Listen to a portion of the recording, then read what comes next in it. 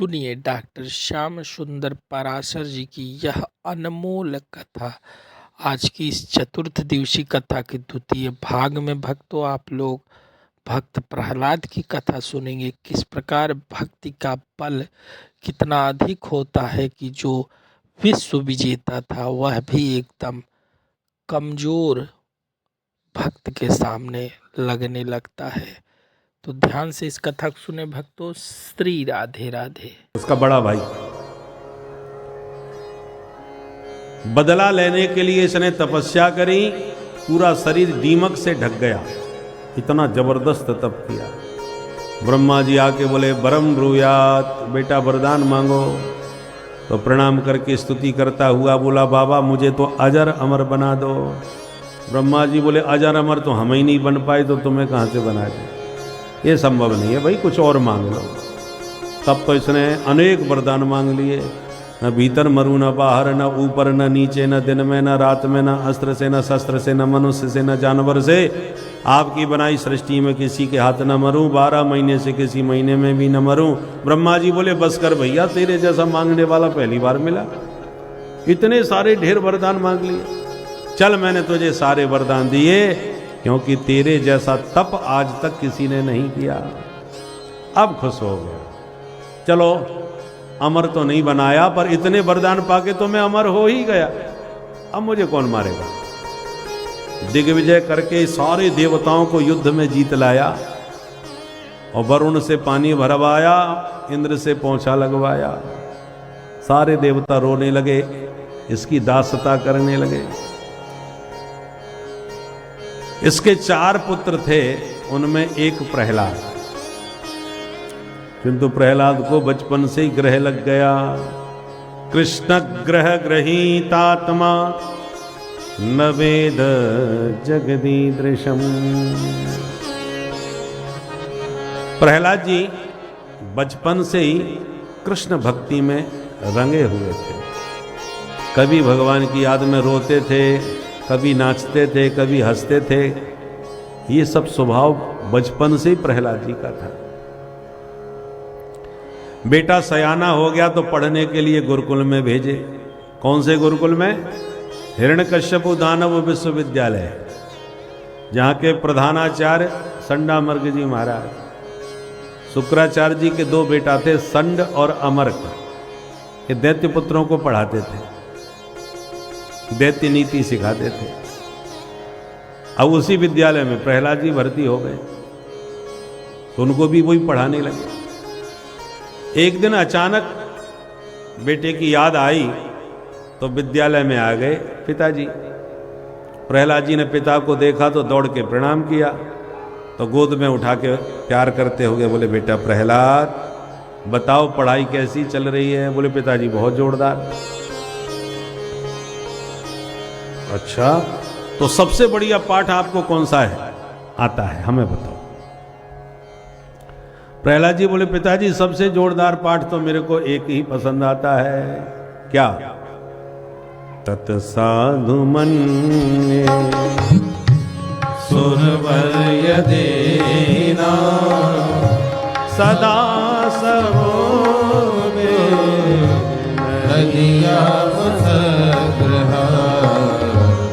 हित्वात्मपादम् गृहमन्दपूपम् वनं गतो हरिमाश्रयेत तत्साधु मन्ये तत्साधु मन्ये। सबसे बढ़िया एक ही पाठ है पिताजी कि घर गृहस्थी के इस अंधकुआ से बाहर निकलो और एकांत में वास करके भगवान का भजन करो, यही जिंदगी का सार है। सा विद्या या विमुक्त है, विद्या वही है जिससे मुक्ति मिले, इसलिए सबका सार यही। अब तो हिरण्यकश्यपु का मूड खराब हो गया है, तो बाबा बैरागियों की बातें कर रहा है, मेरा बेटा हो। अच्छा बेटा जाओ जरा अपने गुरुजी को हमारे पास भेजो जो तुम्हें पढ़ाते हैं। प्रहलाद जी तो चले गए। हिरण्यकश्यप ने सोचा बच्चा वही बोलेगा जो उसको पढ़ाया जाएगा, सिखाया जाएगा। बच्चे को दोष नहीं दे सकता, पढ़ाने वाले का दोष है। प्रहलाद जी ने कहा गुरुजी पिताजी याद कर रहे हैं आपको। गुरुजी तो घबराए, भागे भागे आए, अरे आओ सरकार। बोले ये सब छोड़ो, मुझे ये बताओ मेरे बच्चे को तुम्ही नहीं पढ़ाया? बोले हाँ बिल्कुल, तो यही पढ़ाई चल रही है। हमारा बेटा हमसे कह रहा है कि पिताजी घर गस्ती छोड़ो, जंगल में जाके हरि का भजन करो, हरि बोल बोल। मेरे बच्चे को बाबा बैरागी बनाना चाहते हैं आप लोग, और मेरे शत्रु का भजन उसे सिखा रहे हैं, उसका भक्त बना रहे हैं। सारी शिक्षा का ही भगवाकरण कर रखा है तुम लोगों ने। जब ऐसे डांटा फटकारा, गुरुजी तो थर थर कांप गए। महाराज हमारे विद्यालय में ऐसा एक भी कोर्स नहीं है, ये न जाने कहां से बोल रहा है। हमें लगता है शत्रु पक्ष की गहरी साजिश है। आपके बेटे को उल्टा सीधा पाठ सिखा करके आपके विरुद्ध भड़काने का उनका षड्यंत्र है। हमने नहीं पढ़ाया, हमारे विद्यालय में कोई चर्चा ही नहीं है ऐसी। हमारा विद्यालय तो आपकी कृपा से चल रहा है, आप जो कहते हैं सो करते हैं। आपने कहा कि गा माने गणेश पढ़ाना बंद करो, सांप्रदायिकता फैलती है। हमने तुरंत गणेश जी को हटा दिया, गा माने गधा पढ़ाना चालू कर दिया। हम तो वही करेंगे जो आप कहेंगे। हिरण्यकश्यप ने कहा ये सब मैं सुनना नहीं चाहता, मैं बस इतना जानता हूं मेरे बच्चे ने आज जो बोला दोबारा वो मेरे उसके मुंह से नहीं निकलना चाहिए। दोबारा ये बकवास मैंने उसके मुंह से सुनी तो तुम जिंदा नहीं बचोगे, याद रखना। क्या करना है वो तुम समझो। वो चला है, हिरण्यकश्यप तो चला गया, पर गुरुजी टेंशन में चले गए। डंडा उठा के प्रहलाद जी के पास आए। क्यों रे मूर्ख, दैत्यों के चंदन जैसे बगीचा में तू बमूर कहां से पैदा हो गया? दैत्य चंदन बने जातोयम कंटकद्रुम। डांटा फटकारा प्रहलाद जी को। कुछ समय बाद विद्यालय में छुट्टियां हुई तो प्रहलाद जी को घर छोड़ने आए गुरुजी। मां से मिलवाए, फिर पिताजी से मिलवाए। पिता ने तो तुरंत प्रहलाद को गोद में उठा लिया। फिर वही प्रश्न, अब बताओ बेटा बढ़िया वाला पाठ कौन सा याद हुआ? गुरुजी की धड़कन बढ़ गई कि आज न जाने कौन सा पाठ सुनाएगा ये। प्रहलाद जी गुरुजी को देख के मुस्कुराए। गुरुजी पिताजी बढ़िया पाठ पूछ रहे हैं तो बढ़िया ही बोलूंगा, घटिया तो नहीं सुनाने वाला। पिताजी अब मैंने 9 पाठ याद कर लिए। 9 पाठ कौन कौन से? प्रहलाद जी ने सुना दी। नवदा भक्ति, श्रवणम कीर्तनम विष्णु, स्मरणम पाद सेवनम, अर्चनम वंदनम दास्यम, सख्यमात्म निवेदनम। जो नवदा भक्ति का प्रवचन दिया सुन करके पागल हो गया। हिरण्यकश्यप ने प्रहलाद को गोदी से उतार के फेंक दिया नीचे और निकाल के तलवार गुरुजी की गर्दन पर धर दिया। दुष्ट ब्राह्मणों, ब्रह्म बंधो किमे तत्ते विपक्षम श्रयता सता। मैं समझ गया मेरे विपक्ष से तुम लोग मिल गए हो और तुम लोगों ने मेरे बच्चे को बिगाड़ा है, क्योंकि पहले इसने 1 पाठ सुनाया था, आज 9 पाठ सुना रहा है। गुरुजी थर थर कांपे। महाराज चार्ज से पूछवा लो, गंगा जल उठवा लो। हम गारंटी से कहते हैं ना हमने पढ़ाया ना किसी और ने पढ़ाया, आपका बेटा ही पढ़ाया आया है। 24 घंटे निगरानी रखते हैं, फिर भी न जाने कहां से सीख जाता है। तब हिरण्यकश्यप ने प्रहलाद से कहा, बेटा तुम सच बताओ मुझे, ये सब बातें तुम्हें कौन सिखाता है? प्रहलाद जी बोले, सो जाने जहि देव जनाई। प्रभु की जिस पर कृपा होती है वो बिना पढ़े ही सब पढ़ जाता है। अब तो और क्रोधित हो गया। वो मैं समझ गया मेरा बेटा बर्बाद हो चुका है। इसमें भगवत भक्ति का भयानक रोग लग गया है। और मैं ये भी जानता हूं ये बीमारी संक्रामक है, कोरोना की तरह फैलती है। एक को रोग लग गया तो दूसरे को लगते देर नहीं लगती। संक्रामक रोग है। एक असली कोई दिव्य भजनानंदी संत कहीं प्रकट हो गया तो उसके संपर्क में आने वाले सब हरि बोल हो जाते हैं। आपके ही प्रतापगढ़ में देखो कृपालू जी महाराज, कैसा अद्भुत व्यक्तित्व कि उनके संपर्क में अब देखो कितने चेला लोग राधे राधे राधे राधे करते झूमते नजर आते हैं, हजारों लाखों की संख्या में हो गए। आपके ही प्रतापगढ़ के धर्म सम्राट स्वामी करपात्री जी महाराज, क्या अद्भुत विभूति, सारे विश्व में विद्वानों में उनका डंका बज गया। आज हम लोग जो जय जयकार बोलते हैं, धर्म की जय हो, अधर्म का नाश हो, प्राणियों में सद्भावना हो, विश्व का कल्याण हो, ये पूज्य महाराज श्री के दिए हुए नारे हैं जो सारे विश्व में समस्त सनातनी इन्हीं नारों का उद्घोष कर रहे हैं।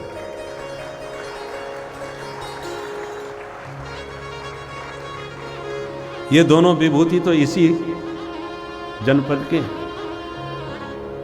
ऐसा नहीं कि वो थे, आज भी हैं। हमारे प्रेमानंद महाराज को देख लो, वृंदावन में बड़े बड़े नवयुवक भी पीले पीले वस्त्र पहन करके राधे राधे पुकारते वृंदावन में डोल रहे हैं।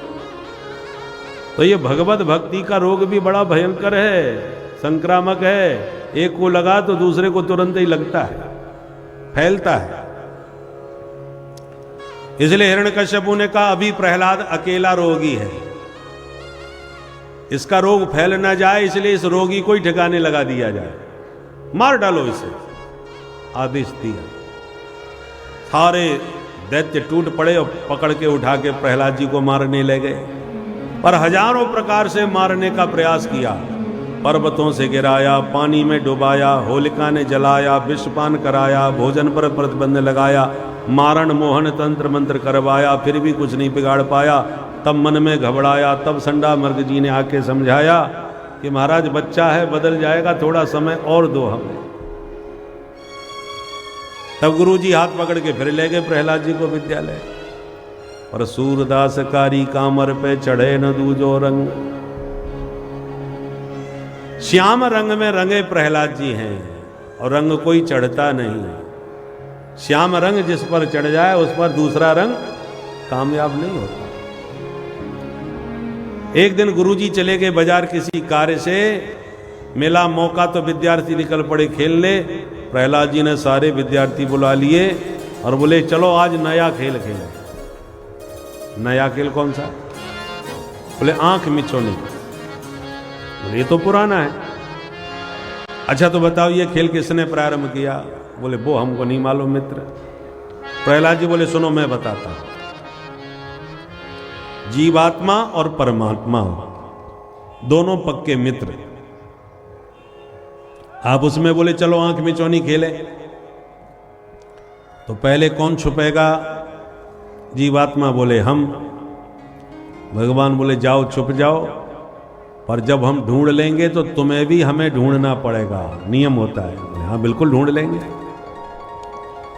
वह परमात्मा के पेट में हम सभी जीव समा गए। जब महाप्रलय होता है ना तो सारा संसार भगवान में ही समा जाता है। सभी जीव छुप गए भगवान के पेट में।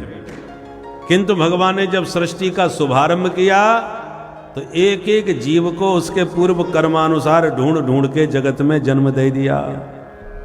भगवान बोले हमने तुम सबको ढूंढ निकाला, अब इसी जगत के कण कण में हम भी छुपे बैठे हैं, तुम हमें ढूंढ के देख लो। जो भी जीव जिस दिन जगत में छुपे जगदीश्वर को जान लेगा, उसी दिन उसका जन्म मरण का खेल हमेशा के लिए समाप्त हो जाएगा। वेद भगवान कहते हैं तमेव विदित्वा मृत्युमेति नान्यः पंथा विद्यते यनाय। उस परम तत्व को जाने बिना जन्म मरण की मृत्यु का या प्रपंच छूटने वाला नहीं है, और इससे बचने का कोई दूसरा रास्ता है ही नहीं। न अन्यम पंथा विद्यते। इसलिए कौमार आचरेत प्राज्ञो धर्मान भागवतानिह दुर्लभम मानुषं जन्म तदप्य ध्रुवमर्थदम।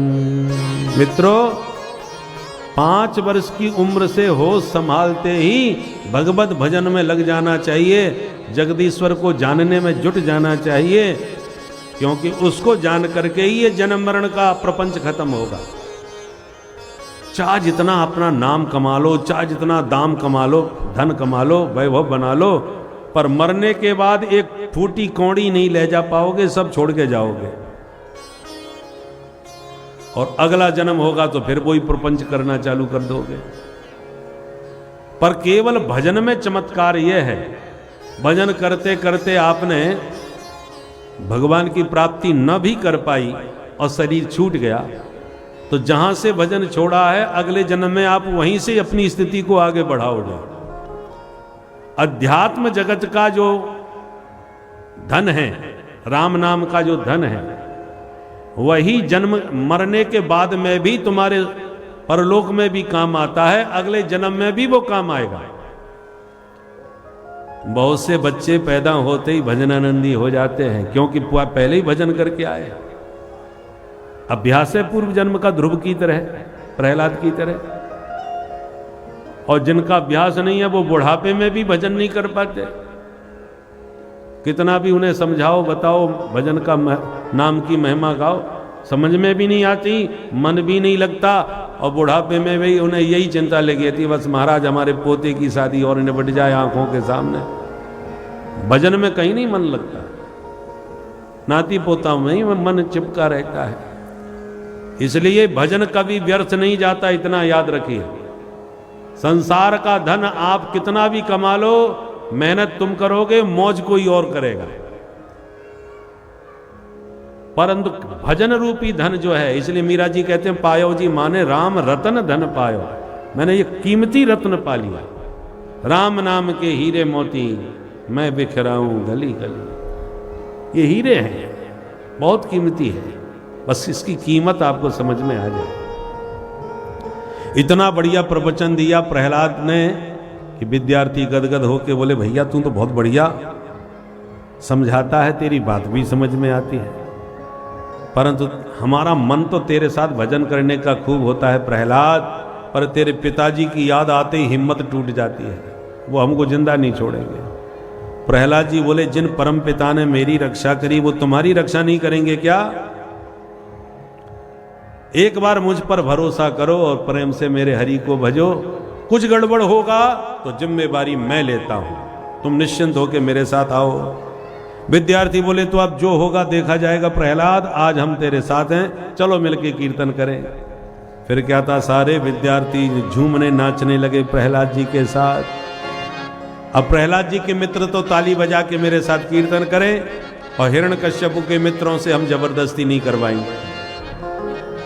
सारे विद्यार्थी झूमने नाचने गाने लगे, राधा राधा कृष्ण राधा राधा राधा कृष्ण राधा राधा राधा कृष्ण राधा राधा राधा कृष्ण राधा।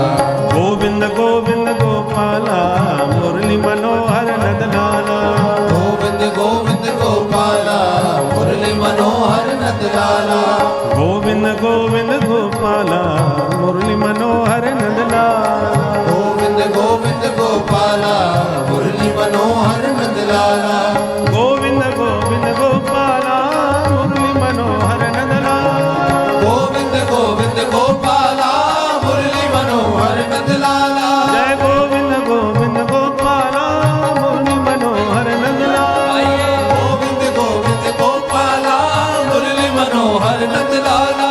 राधा राधा कृष्ण राधा राधा कृष्ण राधा, जय राधा राधा कृष्ण राधा राधा कृष्ण राधा। सारे विद्यार्थी झूमने नाचने गाने लगे। इतने में गुरुजी आ गया। गुरुजी ने कीर्तन सुना तो घबरा गए, भागे भागे दरबार में गए, सरकार गजब हो गया। क्या हुआ? महाराज आपके बेटे की बीमारी फैल गई, चल के देख लो उसने विद्यालय की क्या हालत कर दी। क्रोध में भरा हिरण्यकश्यप चला के आज अपने बच्चे को मार ही डालूंगा।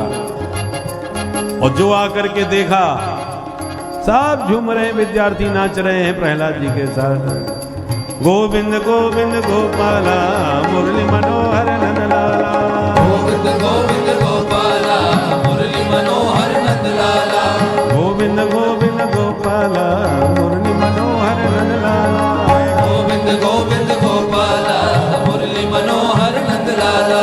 राधा राधा कृष्ण जय जय राधा राधा कृष्ण राधा, राधा राधा कृष्ण राधा, राधा राधा कृष्ण राधा, जय राधा कृष्ण राधा, जय राधा कृष्ण ओ राधा, जय जय राधा कृष्ण राधा, जय जय राधा कृष्ण राधा, जय जय राधा कृष्ण राधा।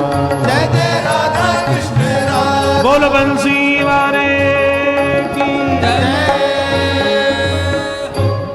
जो अट्टहास किया हिरण्यकश्यपु ने तो कीर्तन सन्नाटे में बदल गया। जो विद्यार्थी नाचते हुए जैसे खड़े थे वैसे मूर्ति बने खड़े रह गए। छोटे छोटे विद्यार्थी प्रहलाद को इशारा करें, भैया वो आ गए, अब तुम संभाल। हिरण्यकश्यपु ने प्रहलाद को खूब गालियां दी है, दुर्विनीत मंदात्मन कुल भेद कराधम स्तब्धम मच्छासनोद्भूतम नैश्यत्वाद्य यमक्षयम क्रुद्धस्य यस्य कंपन्ते त्रयो लोकाः सहेश्वराः तस्य मे भीतवन्मूढ़ शासनम किम बलौत्यगाः।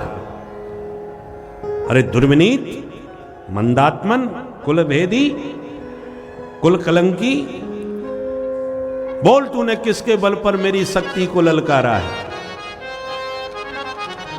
प्रहलाद जी ने निर्भीक होकर के जवाब दिया, न केवलम में भवतश्च राजन्, केवलम में भवतश्च राजन्, सवै बलम बलिनां चापरे सा, सवै बलम बलिनां चापरे सा, परे वरे स्थिर जंग माये, परे वरे स्थिर जंग माये, ब्रह्मादयो येन वसं प्रणीता, ब्रह्मादयो येन वशं प्रणीता, न केवलं मे भवतश्च राजन्, न केवलं मे भवतश्च राजन्, न केवलं मे भवतः। पिताजी, केवल मुझ में ही उस ईश्वर का बल नहीं है। आपको जिन ब्रह्मा जी से वरदान मिला है, मेरे प्रभु उन ब्रह्मा को भी वर देने वाले हैं।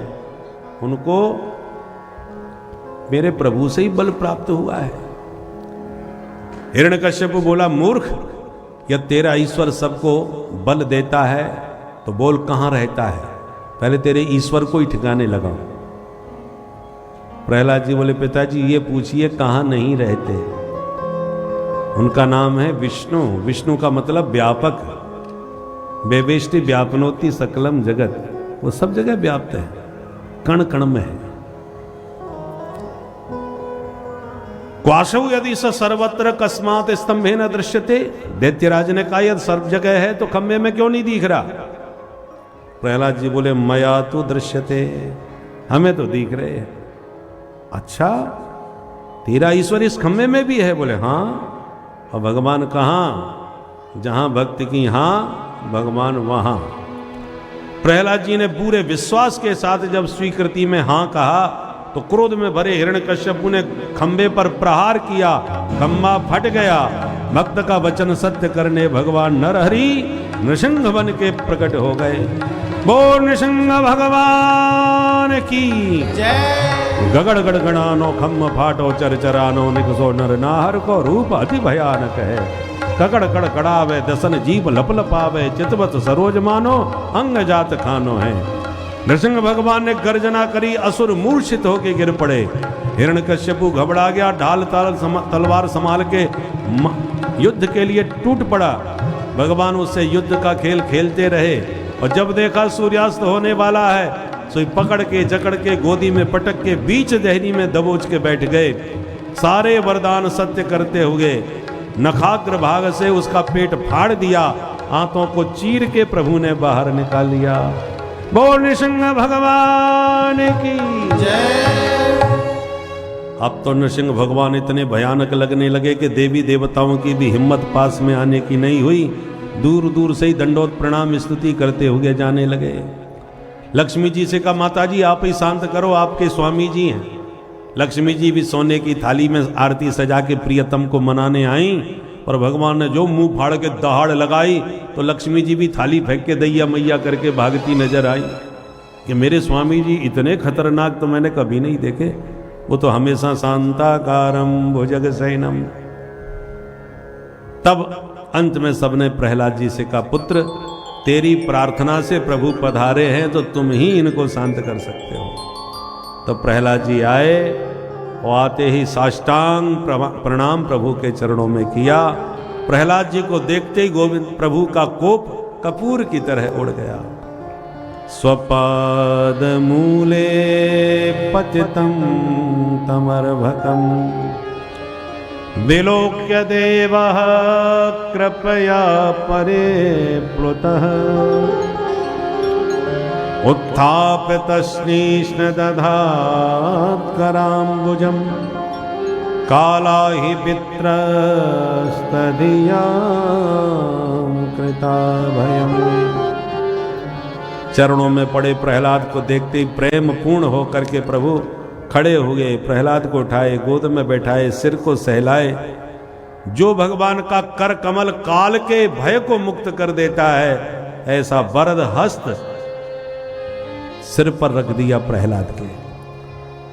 भगवान बोले, पुत्र तुम्हारे अंग कितने कोमल हैं, छूने में डर लगता है, और ऐसे सुकुमार शरीर पर इन दुष्ट दुरात्माओं ने कितना अत्याचार किया सिर्फ मेरा नाम लेने के कारण। मुझे भी आने में बहुत विलंब हो गया, इसके कारण तुम्हें ये कष्ट सहना पड़ा। इसलिए पुत्र मेरे अपराध को तुम क्षमा करना। ये देख करके देवता दंग रह गए। भक्तों को भगवान से क्षमा मांगते तो हमेशा देखा, पर किसी भक्त से भगवान को क्षमा मांगते पहली बार देख रहे हैं। प्रहलाद जी ने गदगद होकर चरणों में प्रणाम किया और भगवान की बहुत दिव्य स्तुति गाई। क्वाहम रजः प्रभव ईशतमोधिकेऽस्मिन् जातः सुरेतर कुले क्वतवानो कंपा न ब्रह्मणो न तो भवस्य न वै रमाया यन्मेर्पितः शिरसि पद्मकर प्रसाद। प्रभु मैं तो सोचता था कि मैं दैत्य कुल में पैदा हुआ हूं, न जाने कभी आपकी कृपा होगी कि नहीं, पर आज तो आपने ऐसी कृपा करी जो आज तक किसी देवता को नहीं मिली। चाहे ब्रह्मा हो, चाहे शंकर हो, चाहे लक्ष्मी हो, जो कृपा किसी को नहीं दी वो इस दैत्य पुत्र पर आपने बरसा दी। भगवान बोले, बेटा मांगो क्या चाहते हो। प्रहलाद जी बोले, कुछ नहीं। भक्ति के बदले में जो भगवान से मांगे वो तो व्यापारी है, सौदा कर रहा है अपने भजन का। मैं कोई सौदागर नहीं। भगवान बोले, बेटा मेरी प्रसन्नता के लिए ही कुछ मांग लो, मुझे खुशी होगी। प्रहलाद जी बोले, यदि ऐसी बात है तो मैं यही मांगता हूं कि मेरे जीवन में कभी कुछ मांगने की इच्छा ही पैदा ना हो, यही वरदान दो। भगवान बोले, ये कोई मांगना हुआ? मैं समझ गया तुम नहीं मांगोगे प्रहलाद, और मैं दिए बिना रह नहीं पाऊंगा। चलो बैठो सिंहासन पर, एक मनवंतर पर्यंत तुम इस पद पर बैठ के राज्य करो, उसके बाद मेरे पार्षद बन के सदा मेरे साथ रहो। और भगवान ने जबरदस्ती सिंहासन पर बैठाकर प्रहलाद जी का अभिषेक कर दिया। पद पर बैठते ही प्रहलाद जी को पिताजी की याद आ गई। हाथ जोड़ के बोले, प्रभु बुरे भले जैसे भी हों पर मेरे पिता थे, आपको बहुत गालियां दी, अपमान किया, बस यह आशीर्वाद दीजिए कि मेरे पिता की सदगति हो गए, अधोगति न हो, वो नरक में न जाए। भगवान ने प्रहलाद को गले लगा लिया और कहा, पुत्र जिस पिता ने इतना अत्याचार किया तुम्हारे साथ, फिर भी तुम पिता के प्रति इतने संवेदनशील हो। बेटा, तुम जैसा पुत्र जिसे प्राप्त होता है, उस पिता की तो छोड़ो, उस परिवार की 21 पीढ़ियां तर जाती हैं। 7 पीढ़ी ऊपर की, 7 पीढ़ी आगे की और 7 पीढ़ी नाना नानी की, मातृपक्ष की। तुम पिता की चिंता मत करो, जाओ अपने पिता का अंतिम संस्कार करो।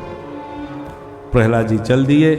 ब्रह्मा जी ने प्रकट होकर के भगवान की स्तुति करी, प्रभु बड़ी कृपा करी, इस पापी ने मेरे से ही वरदान लिए और इसने सबसे ज्यादा मेरे को ही परेशान किया। भगवान ने ब्रह्मा जी को फटकार दिया, ब्रह्मा जी खबरदार, जो किसी दुष्ट दुराचारी को दोबारा तुमने इतने वरदान दिए तो सर्पों को अमृत पिलाने का काम कर रहे हो, जिनकी प्रकृति में ही क्रूरता है, उनको तुम इतना शक्ति वरदानों के द्वारा दे करके और ज्यादा दुष्ट बना रहे हो। अहिनाम अमृतम यथा, सर्पों को अमृत पिलाने का काम कर रहे हो। सर्प का स्वभाव काटने का है। तुम कितना भी दूध पिलाओ, जो दूध पिलाएगा, मौका मिलेगा तो वो उसी को भी काट खाएगा। तो जिनकी प्रकृति ही काटने की और विष वमन करने की है, तुम उन्हें 34-34 हजार करोड़ रुपया दे करके और शक्तिशाली बना रहे हो, तो ये कटुआ किसी दिन आपको भी काट खाएंगे। ये सांप किसी के सगे नहीं होते, ये सबको डस लेते हैं। इसलिए ब्रह्मा जी को फटकारा भगवान ने, इन सांपों को दूध पिलाना बंद करो। तुम सृष्टिकर्ता हो करके, इतने बड़े शक्तिशाली देव हो करके भी, और तुम दुष्ट दैत्यों को इतना शक्ति दे रहे हो। 4 खोपड़ी हैं, कहीं बुद्धि खराब तो नहीं हो गई तुम्हारी। यहां पर भगवान ने ब्रह्मा जी को फटकार लगाई, मई बम बरो सुराणाम ते प्रदेय पद्म संभव बरह क्रूर निर्गण निसर्गाणाम अहीनाम अमृतम यथा। अही माने सर्प, सर्प को अमृत पिलाना बंद करो। पद्म संभव मान, पद्म माने कमल, कमल से पैदा हुए हो ना, तो बाप का कुछ ना कुछ लक्षण बेटा में जरूर आता है। कमल आकर के कितना भी बढ़िया हो, पर है तो जड़ ही। तो बाप की कुछ तो झलक बेटे में आएगी। तो कमल से पैदा हुए हो, तो कमल की जड़ता का संस्कार तो तुम्हारी बुद्धि में नहीं आ गया, जो नागों को अमृत पिलाने का काम करने लगे हो। ब्रह्मा जी ने कान पकड़े, अब खाई सो खाई, आंगे खाएं तो राम दुहाई। जिंदगी में ऐसी गलती दोबारा नहीं करेंगे महाराज। सुखदेव जी कहते हैं, परीक्षित अब तुम ही बताओ, कौन कहेगा कि भगवान पक्षपाती है। प्रहलाद भी दैत्य वंश के थे, और जितना प्यार दुलार भगवान ने प्रहलाद पर बरसाया, वो आज तक किसी देवता को नहीं मिल पाया। इसलिए भगवान का तो एक ही सिद्धांत है, क्या? ये यथा माम प्रपद्यन्ते तांस तथैव भजामि हम। जात पात पूछे नहीं कोई, हरि को भजे सो हरि को होई। भगवान नहीं देखते किस जात बिरादरी के हैं आप, भगवान तो ये देखते हैं कि तुम हमसे नाता क्या मानते हो, वही नाता ठाकुर जी निभाते हैं। बोल भक्त वत्सल भगवान की। 4 वर्ण और 4 आश्रमों का विस्तार से वर्णन करके सनातन धर्म का स्वरूप सुखदेव जी ने परीक्षित को समझाया। धर्म क्या है? क्या धर्म की रक्षा करने से खुद की रक्षा होती है?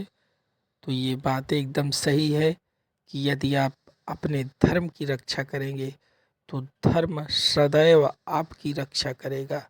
निर्मल रहिए, छल कपट रहित रहिए, पाप से जितना हो सके बचने का प्रयास करें। खुद कोशिश करें कि मैं पाप नहीं करूँगा। बहुत कोशिश करने पर भी यदि कुछ पाप हो रहे हैं, कुछ आदत आपकी गलत है, तो धीरे धीरे उसमें सुधार कीजिए। जीवन को इतना सुंदर बनाइए कि आपका शरीर, आपकी आत्मा, इन दोनों के किरदार से साक्षात नारायण खुश हों और आपका उसका पारितोषिक अवश्य मिलेगा। इस संसार चक्र से आपकी मुक्ति होगी और आप प्रभु की शरण में सदैव के लिए विलीन हो जाएंगे, प्रभु की भक्ति में सदैव विलीन रहेंगे, जिससे इस जन्म मरण रूपी जो कष्ट है इससे आप मुक्त हो जाएंगे और आप शाश्वत महाआनंद को प्राप्त करेंगे। आपका भी अवतार होगा, जब चाहे तब आप इस सृष्टि में अवतरित होकर आ सकते हैं और पुनः अपनी लीला को पूरा करके आप वापस जा सकते हैं। तो उस महाविष्णु प्रभु नारायण की कृपा दृष्टि अपने ऊपर बनवाए रखे भक्तों। श्री राधे राधे। नहीं लगते अब इनके पास कौन बैठे 24 घंटे, वो भी परहेज करते। तब इस हाथी ने सबसे मन हटा के हरि से लगाया और दिव्य भगवान की स्तुति गाई। ओम नमो भगवते तस्मै यत एतच्चिदात्मकं पुरुषायादि बीजाय परेशाय विधीमहि। गजराज की स्तुति से गोविंद गदगद हो गए, दौड़ के आए, सूंड पकड़ के इसको खींचा। मगर भी खिंचा चला आया तो भगवान ने सुदर्शन से मगर का मुंह फाड़ दिया। हाथी का उद्धार हुआ। देखते देखते दोनों ही शापित थे, जो शाप से मुक्त होकर के भगवान का भजन स्तुति करते हुए चले गए।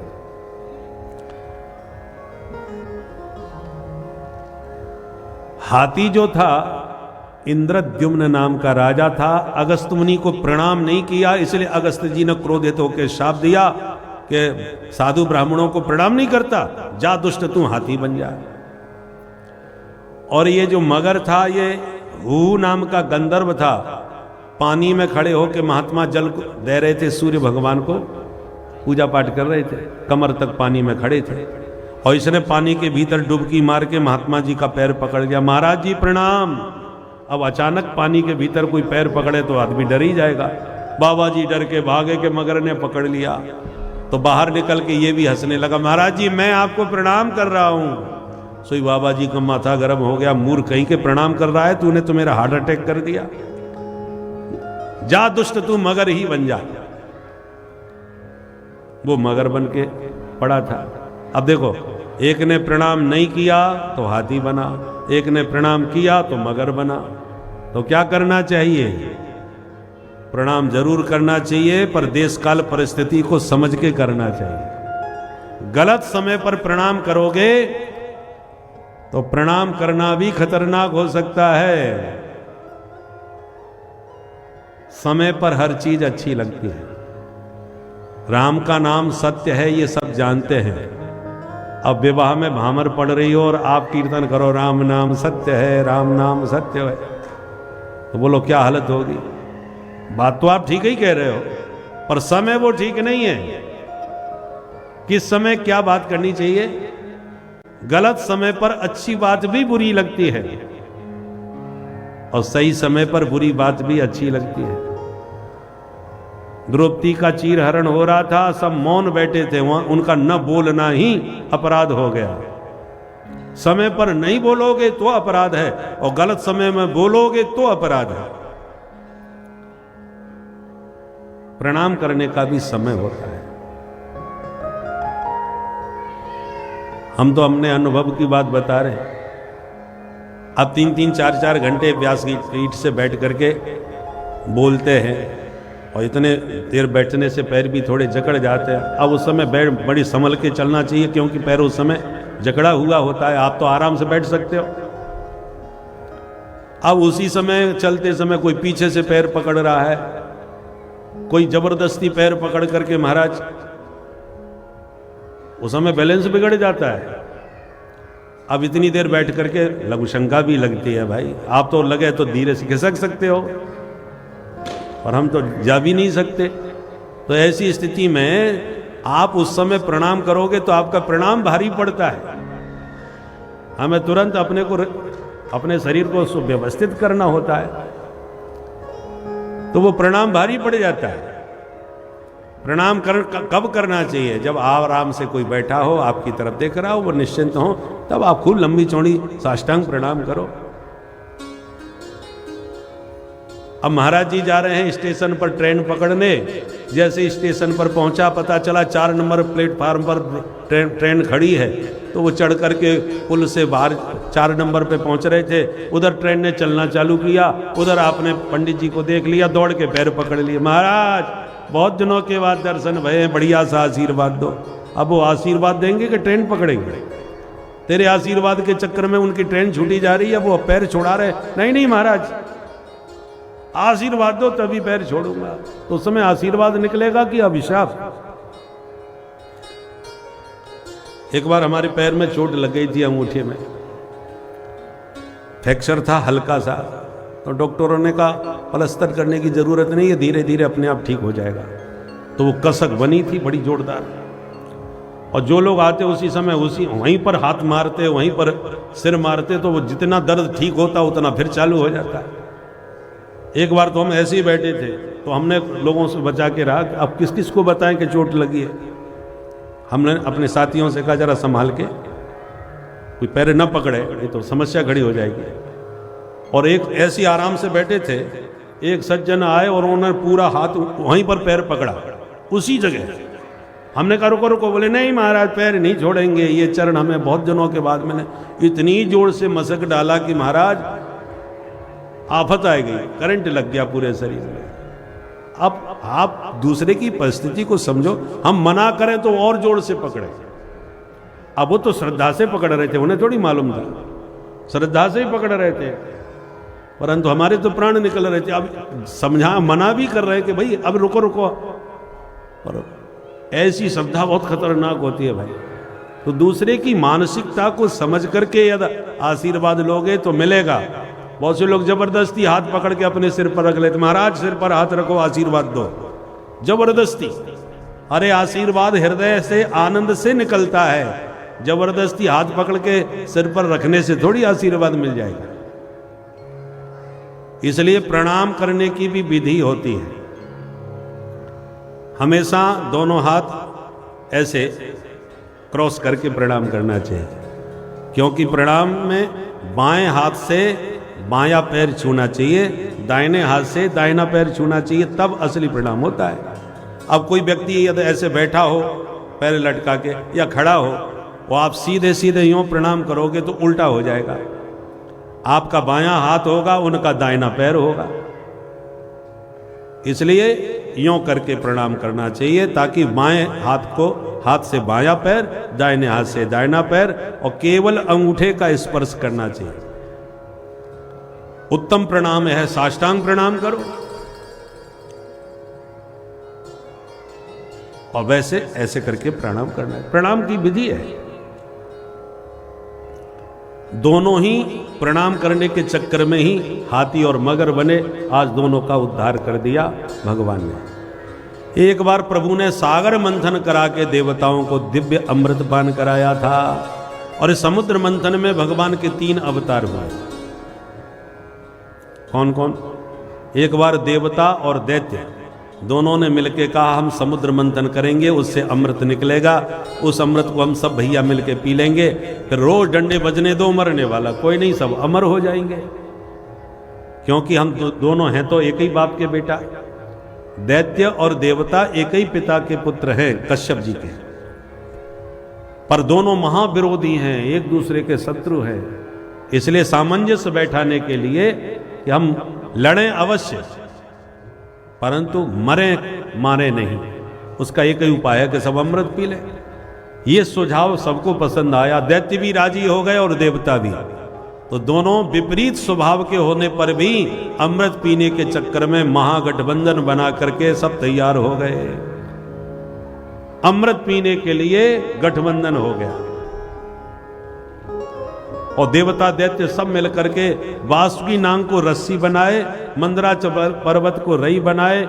समुद्र में जैसी पर्वत पटका वो डूबता चला गया। भगवान ने तुरंत कच्छप रूप धारण करके पर्वत को पीठ पर उठा दिया। बोल कच्छप भगवान की।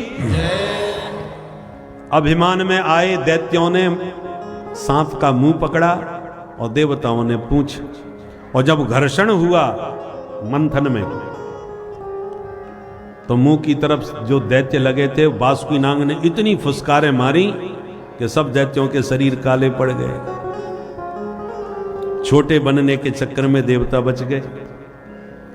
पर मंथन करते करते कालकूट जहर उत्पन्न हो गया, विष, हाहाकार मच गया। अब क्या करें? देवता दैत्य दोनों ही घबराए। हमने तो महागठबंधन बनाया था, अमृत पीने के चक्कर में ये तो जहर निकल रहा है। अब क्या करें? भगवान बोले घबराओ मत,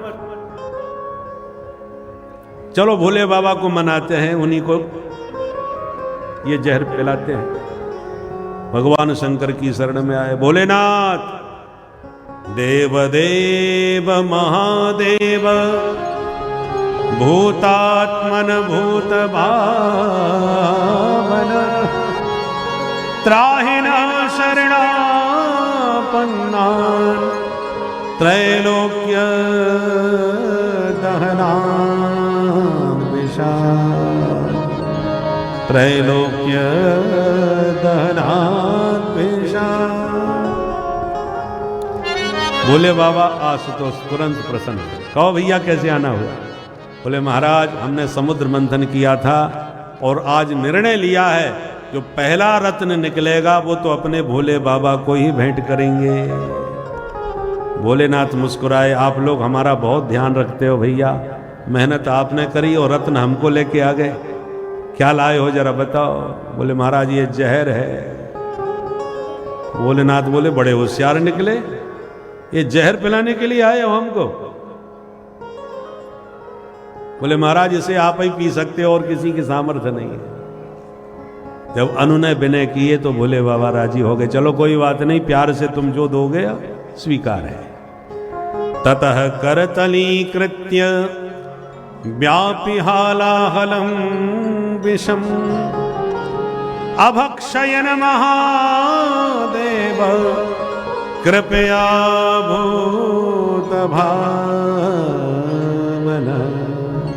भोलेनाथ ने अंजलि में संपूर्ण विष अपने कंठ में धारण कर लिया, न भीतर उतारा न बाहर निकाला। राम नाम के बीच में कंठ में विष स्थापित किया। कंठ बाबा का नीला पड़ गया और तब से बाबा का नाम वो नीलकंठ महादेव की नीलकंठ कहलाए महादेव। पुनः मंथन प्रारंभ हुआ। गौ माता कामधेनु प्रकट हो गई, ऋषियों को दान कर दिया। उच्चैश्रवा घोड़ा निकला, बलि ने ले लिया। ऐरावत हाथी निकला, इंद्र ने ले लिया। कौस्तु मणि निकली, हरि ने कंठ में धारण कर ली।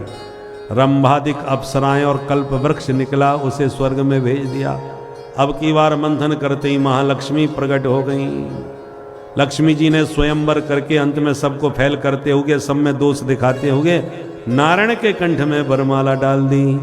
वो लक्ष्मी नारायण भगवान की जय। लक्ष्मी नारायण की हो गई।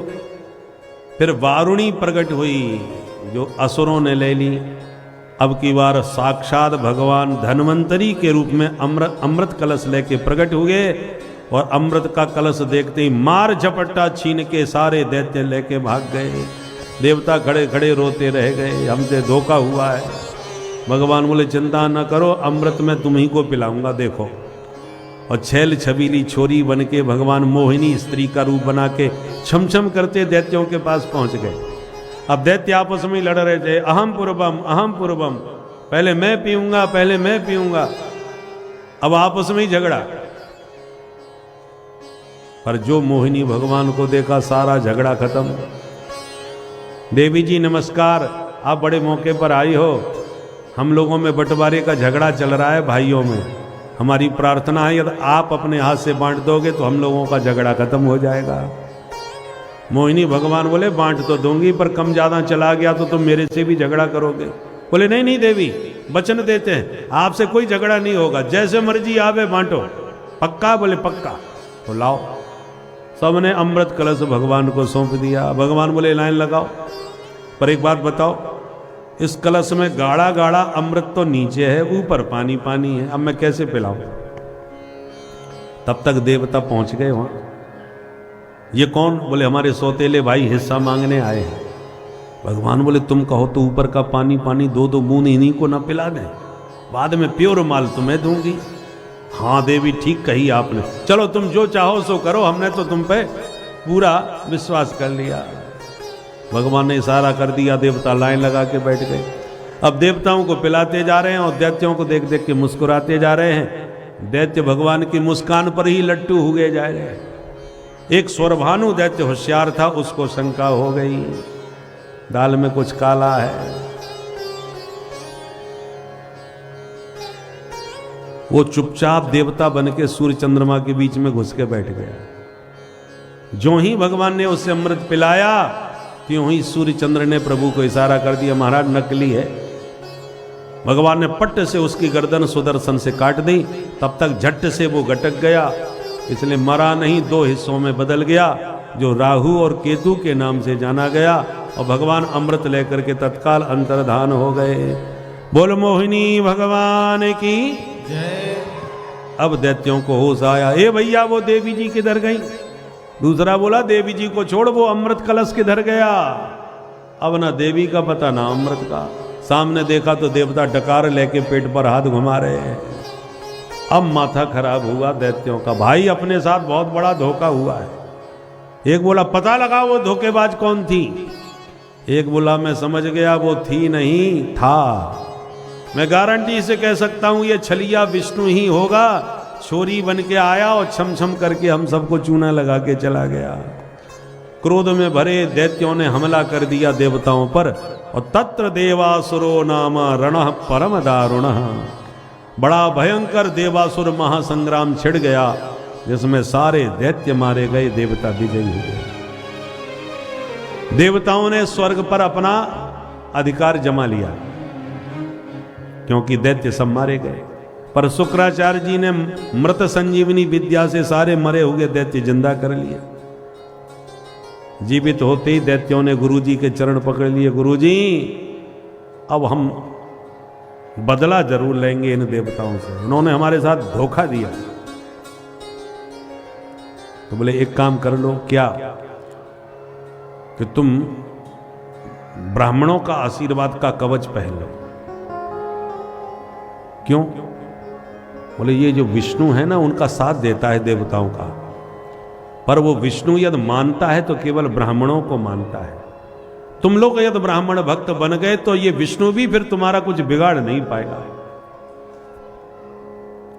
और फिर गारंटी मैं देता हूं कि तुम्हें कुर्सी पर बैठा के ही रहूंगा, सिंहासन तुम्हारा होगा स्वर्ग का।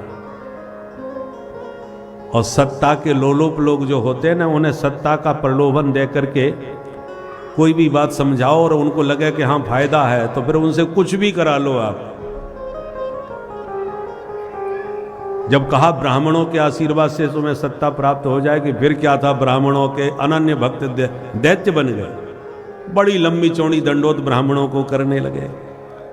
ब्राह्मणों को खुश करने में कितनी देर, खीर मालपुआ खिला के बढ़िया मोटा सा लिफाफा पकड़ाए दो, फिर देखो कितना गरजते हुए आशीर्वाद बरसता है।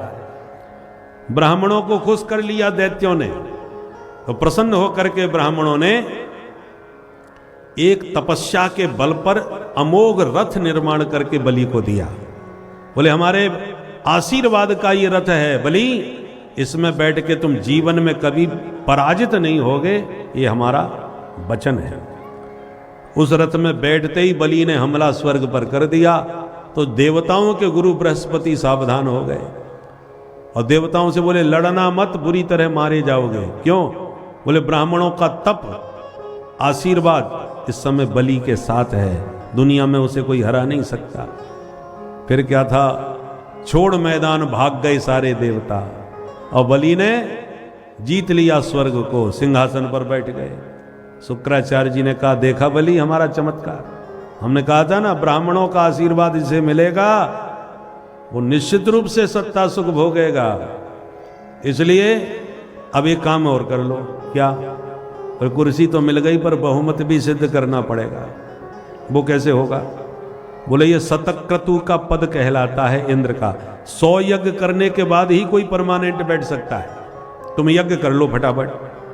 तो नर्मदा जी के तट पर बलि ने शुक्राचार्य जी के आचार्यत्व में बड़े बड़े यज्ञ करने प्रारंभ कर दिए। उधर देवताओं की माता अदिति दुखी है, मेरे बच्चे भटक रहे हैं, क्या करूं? तो कश्यप जी ने पयोव्रत बतला दिया। फाल्गुन श्यामले पक्षे द्वादशाहं पयोव्रत। ये फाल्गुन का महीना चल रहा है। अब ये जो शुक्ल पक्ष आएगा अमावस के बाद, शुक्ल पक्ष की प्रतिपदा से लेकर के द्वादशी पर्यंत 12 दिन तक केवल दूध पी करके ये व्रत किया जाता है। इसलिए इसका नाम है पयोव्रत। साल में केवल फाल्गुन के महीने में शुक्ल पक्ष में ही ये व्रत होता है। और इस व्रत से भगवान बहुत जल्दी प्रसन्न होते हैं, सकल मनोरथों की सिद्धि होती है। समझाया कश्यप जी ने, तो देवी अदिति ने ये पयोव्रत किया। 12 दिन तक दूध पी के इस व्रत करने से ठाकुर जी रीझ गए, प्रकट होके दर्शन दिए। मां मांगो क्या चाहते हो? तो मां ने अपना मनोरथ प्रकट किया। भगवान बोले, मां मैं स्वयं तुम्हारा बेटा बन के आऊंगा, तुम्हारा मनोरथ पूर्ण करूंगा। अदिति मां के गर्भ में प्रभु आए और भादों के शुक्ल पक्ष की द्वादशी में भगवान मां अदिति के पुत्र बटुक बामन बन के प्रकट हो गए। बोल बामन भगवान की जय। तम बटुम बामनम दृष्ट्वा मोदमाना महर्षय। महात्मा सब प्रसन्न हो गए बामन भगवान का दर्शन करके। धूमधाम से जनेऊ संस्कार किया। ब्राह्मण का सर्वश्रेष्ठ संस्कार यज्ञोपवीत। सबने भिक्षा दी, जो मिला वो गुरु जी को दिया। गुरु जी बोले, सुनो बटुक जी, इतने से काम नहीं चलेगा, भिक्षा में हमें त्रैलोक्य की संपदा ला करके दो। जाओ राजा बलि से मांग के लाओ। जो आ गया, बलि के दरवाजे पहुंच गए। बलि ने देखते ही खड़े होकर स्वागत किया। स्वागतम ते नमस्तुभ्यम ब्रह्मन किं करवामते। आइए आइए बटुक जी, आपका स्वागत है। आपको देखकर ऐसा लगता है जैसे साक्षात तपस्या ही मूर्तिमती बालक का रूप बना के मेरे सामने आ गई हो। मैं आपकी क्या सेवा कर सकता हूं बताइए। सोना चांदी गाय जो चाहिए मुझसे मांग लो। भगवान बोले, हम तो संतोषी ब्राह्मण हैं, हमें कछु ना चाहिए भैया। नाम सुन के चले आए और हम समझ गए तुम दिए बिना मानोगे नहीं, और हमें तुमसे कुछ चाहिए नहीं, इसलिए तुम्हारा सम्मान रखने के लिए मांग रहे हैं। क्या? पदानी त्रीण दैत्येन्द्र सम्मतानि पदा मम। मेरे इन पैरों से केवल 3 पग भूमि नाप करके हमें दान कर दो। बलि सुनते ही ठहाका मार के हंसा। 3 लोग कई राजा के सामने खड़े हैं आप, और 3 पग भूमि मांग रहे हैं। अरे सोच समझ के मांगो ब्राह्मण, मुझसे मांगने वाले को जिंदगी में दोबारा मांगना नहीं पड़ता। क्या मांगा है आपने? भगवान बोले, तुम सब कुछ दे सकते हो राजन, पर हम संतोषी ब्राह्मण हैं, जितनी आवश्यकता होती है उतना ही मांगते हैं, ज्यादा नहीं। बलि ने कहा, तो जैसी आपकी मर्जी। तो लो हाथ में जल, संकल्प पढ़े। उधर वैदिक विद्वान ब्राह्मण यज्ञशाला में मंत्र बोल रहे हैं। इदं विष्णुर्विचक्रमे त्रेधा निदधे पदं समूढ़मस्य पाग्नुसुरे स्वाहा। इदं विष्णु विचक्रमे। सोई शुक्राचार्य जी के कान खड़े हो गए। दाल में कुछ काला है, लपक करके हाथ पकड़ा बलि का, बलि सावधान। क्या हो गया गुरुजी? बोले देखो ये कौन है, पहचानो। बोले बामन है। अरे राजन धोखा मत खाओ, ये ना बामन है न त्रेपन, मैं इसको पहचान गया। कौन है? एस वैरोचने साक्षात भगवान विष्णुरव्ययः।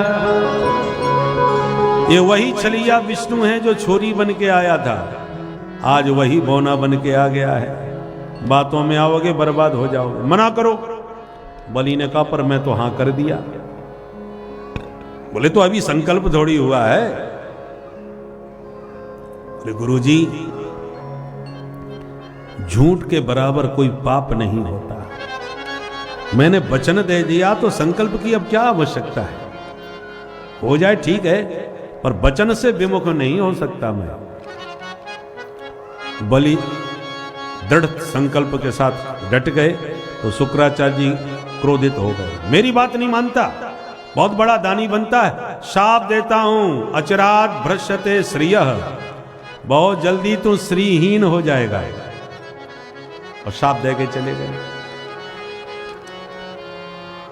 बामन भगवान बोले गुरु चेला झगड़ा मत करो, देना है तो दो, नहीं मना करो, मैं जा रहा हूं, संध्या वंदन का समय हो गया। नहीं नहीं महाराज आप नाराज मत होइए, हम गुरु चेला में तो होता रहता है, आप तो अपना संकल्प कीजिए। मूल भागवत में ऐसा नहीं लिखा है, पर पुराणांतर ऐसा आता है कि शुक्राचार्य जी जल के पात्र में घुस के बैठ गए कि मैं पानी की बूंद नहीं टपकने दूंगा। बिना जल के संकल्प कैसे हो जाएगा? अब खूब करें पर पानी ना निकले। बामन भगवान बोले इधर लाओ, तुम्हारा बर्तन रखा रखा जंग खा गया लगता है। और पैनी कुसा निकाल करके जो बाहर से छिद्र में फेंक के मारी कि शुक्राचार्य जी की एक आंख गोविंदाय नमो नमः। शुक्राचार्य जी निकल के भाग गए कि कोई दे रहा है कोई ले रहा है, हमने फालतू में ही आंख फोड़वाई। जल हाथ में आया और श्रावणी जैसा लंबा चौड़ा भगवान ने संकल्प पढ़ा, हेमाद्री संकल्प जिसको कहते हैं। श्रावणी में ब्राह्मण लोग जो मंत्र पढ़ते हैं कम से कम आध घंटे तक का तो संकल्प होता है, उसको हेमाद्री संकल्प कहते हैं। वो लंबा चौड़ा संकल्प करके भगवान ने छुड़वाया। जैसे ही जल छूटा भगवान ने तुरंत अपना विराट रूप दिखा दिया। बोल विराट भगवान की जय। एक पग में नीचे के सातों लोक, दूसरे पग में ऊपर के सातों लोक नाप डाले। बलि 2 पग हो गए, अब तीसरा पग कहाँ रखूं? बलि ने हाथ जोड़ के कहा महाराज धन से बड़ा धनवान होता है। 2 पग में धन लिया और तीसरा पग मेरे माथे पर रखकर मुझे धनवान को भी स्वीकार कर लीजिए। ठाकुर जी रीझ गए, बलि के माथे पर चरण रखा और बोले बलि तूने मेरा हृदय जीत लिया, मांग तुझे क्या चाहिए? बलि ने कहा सरकार आप बड़े प्यारे लग रहे हो, बस यही मांगता हूं कि निरंतर आपको यूं ही निहारता रहूं। भगवान बोले तो सुन, आगामी मनमंत्र के तुम ही इंद्र बनोगे, जब तक नहीं बने तब तक सुतल लोक के राजा बन के राज्य करोगे। दरवाजे के द्वारपाल बन के हम खड़े रहेंगे, 24 घंटे हमारे दर्शन पाते रहना। और तेरा नाम दानियों में अग्रणी हो गया। जो अपने जीवन का भी दान कर दे उसको कहते हैं बलिदान। कोई राष्ट्र के लिए बलिदान हो जाते हैं तो कोई धर्म के लिए। आज भी बलि चिरंजीवियों में भर्ती हैं, आगामी मनमंत्र के इंद्र बनेंगे। इस प्रकार भगवान का विविध मनमंत्रों में अवतार होता है। एक बार मछली के रूप में मत्स्यावतार धारण किया और सत्यव्रत नाम के मनु की प्रलय पर्यंत प्रभु ने रक्षा की थी। अब सूर्य वंश में राम जी और चंद्र वंश में श्याम जी। थोड़ा राम जी को याद कर लें, फिर कन्हैया का जन्म महोत्सव मनाते हैं, क्योंकि कन्हैया को तो अंधेरे में ही आने की आदत है। तो जब तक सूर्य के प्रकाश में सूर्यवंशी राम जी का स्मरण कर लेते हैं। सुखदेव जी कहते हैं परीक्षित विस्तार से सूर्यवंश सुनाऊं तो 100 साल में भी पूरा नहीं हो पाएगा, इसलिए बहुत संक्षिप्त में सुन लो। श्रीमन नारायण के नाभि कमल से ब्रह्मा, ब्रह्मा के बेटा मरीचि, मरीचि के कश्यप, कश्यप के विवस्वान, विवस्वान के श्राद्ध देव, श्राद्ध देव मनु की एक बिटिया भाई नाम रखा इला देवी। पर राजा ने कहा मुझे बिटिया नहीं चाहिए, बेटा चाहिए। तो गुरुजी ने बिटिया को ही बेटा बना दिया और फिर उसका नाम बदल के रख दिया सुद्युम्न, राजकुमार बना दिया। बाद में मनु महाराज के 10 बेटा हो गए, इक्ष्वाकु, नृग, सरियाती आदि 10 पुत्र हो गए। इनमें ये जो सरियाती हैं उनकी बेटी सुकन्या ने चवन मुनि की आंखें फोड़ दी, तो चवन मुनि के साथ ही उसका विवाह कर दिया। बाद में चवन मुनि ने अश्विनी कुमारों को बुला करके अपनी आंखें और अपना शरीर स्वस्थ कर लिया, न जाने कौन सा च्यवनप्राश खा लिया। इन्हीं सरियाती जी के वंश में राजा रेवत हुए, जिनकी पौत्री रेवती जी का विवाह बलराम जी से संपन्न हुआ। मनु महाराज के दूसरे बेटा थे नभग, नभग के नाभाग, नाभाग के अम्बरीश। राजा अम्बरीश भगवान के अनन्य भक्त, जिनका विरोध करने पर दुर्वासा मुनि भागते फिरे। भगवान की शरण में गए तो भगवान ने भी हाथ खड़े कर दिए, कह दिया स्पष्ट, अहम भक्त पराधीनो यस्वतंत्र इव द्विज। ब्राह्मण देवता, मैं भक्तों के अधीन हूं, अपना प्राण बचाना चाहो तो मेरे भक्त की शरण में जाओ। तब दुर्वासा मुनि को लौट के अम्बरीश के चरणों में गिरना पड़ा। अम्बरीश ने जब सुदर्शन चक्र की स्तुति करके कहा कि इस ब्राह्मण को संताप से मुक्त करो भगवान, तब जाके सुदर्शन शांत हो गए और दुर्वासा जी के प्राण बचे। ऐसे परम भक्त थे अम्बरीश। इन्हीं अम्बरीश के वंश में युवनाश हो गए, जिन्होंने गलती से मंत्र पढ़ा हुआ पानी पी लिया तो इन्हीं के पेट से मानधाता हो गए। मानधाता की 50 बेटियां सौभरी मुनि को ब्याही। इसी वंश में राजा सत्यव्रत हो गए, त्रिशंकु हो गए, हरिश्चंद्र हो गए, रोहित हो गए, बाहुक हो गए, सगर हो गए। सगर की 2 रानियां थी, एक के 60,000 बच्चे हो गए, दूसरी का इकलौता हुआ। उन 60,000 बच्चों ने कपिल भगवान का अपमान करके अपना जीवन भस्म कर लिया। तो दूसरी रानी का इकलौता बेटा असमंजस, असमंजस के अंशुमान, अंशुमान के दिलीप, दिलीप के भगीरथ, भगीरथ भागीरथी गंगा को स्वर्ग से शिव जी की जटाओं में होते हुए भारत भूमि में लाए।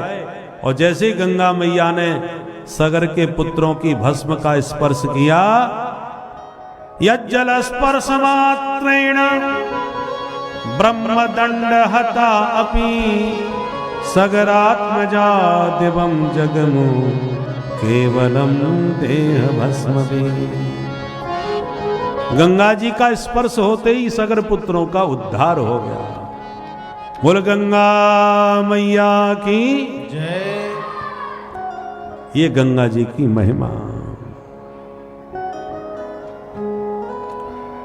इन्हीं भगीरथ के वंश में ऋतुपर्ण, ऋतुपर्ण के सौदास, सौदास के अस्मक, अस्मक के नारी कवच, नारी कवच के खट्वांग, खट्वांग के दिलीप, दिलीप के रघु, जिनसे रघुवंश चला, रघु के बेटा अज, अज के बेटा महाराज दशरथ, और दशरथ जी के घर में श्री राम, लक्ष्मण, भरत और शत्रुघ्न लाल जी हुए। बोल अयोध्या धाम की जय। चारों भैयाओं की जय। एक श्लोक में राम कहानी भी सुना दिए। गुरुवर थे त्यक्त राज्यो व्यचरदनु वनम पद्म पदभ्याम प्रियाया पाणि स्पर्शाक्षमाभ्याम मृजत पतरुजो यो हरीन्द्रानुजाभ्याम। कैसे हैं राम जी, जो अपने माता पिता की आज्ञा का पालन करने के लिए अयोध्या के वैभव को मुस्कुराते हुए त्याग करके चले गए।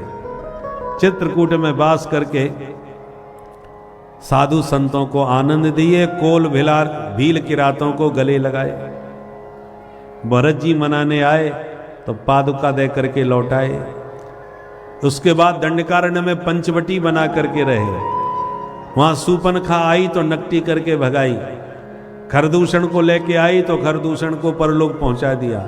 बड़े भैया के पास आई तो रावण समझ गया सामान्य वीर नहीं हो सकता, खरदूषण को मारने वाला। तो साधु भेष बना के आया और जानकी जी का हरण करके ले गया। राम जी बहुत रोए कि जानकी ने जीवन में एक चीज मांगी, वो मैं दे नहीं पाया। क्या मांगा था? सोने का मृग। तो अब सोने का मृग ढूंढ के कहां से लाऊं, क्योंकि जो सोने का मृग मांगा था वो डुप्लीकेट निकला। अब असली सोने का मृग कहां मिले? खोजते। लालच बुरी बला है भक्तों, लालच को दबाना चाहिए, क्योंकि आप कुछ दिन इसकी परीक्षा लेकर देख लीजिए। जितना आप लालच करेंगे वह बढ़ता ही चला जाएगा, कभी शांत नहीं होगा। इसको शांत करने का सिर्फ एक ही तरीका है, जितना हो सके इसको दबाइए। मन कहता है ये चीज़ उठाने या करने का, तब भी मन पर अंकुश लगाइए। कुछ दिन ऐसा करिए, देखिए कैसे आप लालच रूपी महापाप से बच जाते हैं और निष्पाप जीवन आप व्यतीत करेंगे। प्रभु की कृपा रहेगी तो हर बुरी संगत, बुरी चीज़ों से आप बचे रहेंगे, दुख आपसे दूर जाएंगे, सुख आपके समीप आएंगे। तो इसीलिए प्रभु की शरणागति में रहे और लालच का तो वो एकदम से परित्याग कर दें। जितना है उतने में ही संतुष्ट रहना सीखे। महत्वाकांक्षाओं को बहुत ना बढ़ाएं, एक सीमित स्तर पर उसे रखें भक्तों। प्रभु का भजन करें। श्री राधे राधे। जानकी जी जान गई कि मैंने जो देखा था वो नकली सोने का मृग था, प्रभु ने जो ढूंढ के भेजा है वो असली सोने का मृग है। खूब आशीर्वाद दे के पवन पुत्र को विदा किया। राम जी को संपूर्ण संदेश जानकी जी का दिया। हनुमंत लाल जी ने दल बल के साथ भगवान चले, समुद्र पर सेतु का निर्माण किया और लंका में प्रविष्ट होकर के भयंकर युद्ध किया। समस्त निशाचरों का संहार किया और शरण में आए हुए विभीषण को लंका का स्वामी बना करके पुष्पक विमान में जानकी जी को बैठा करके राम जी 14 वर्ष के बाद लौटकर अवधेश बने। ऐसे रामभद्र के पाद पद्मों में बारंबार प्रणाम है।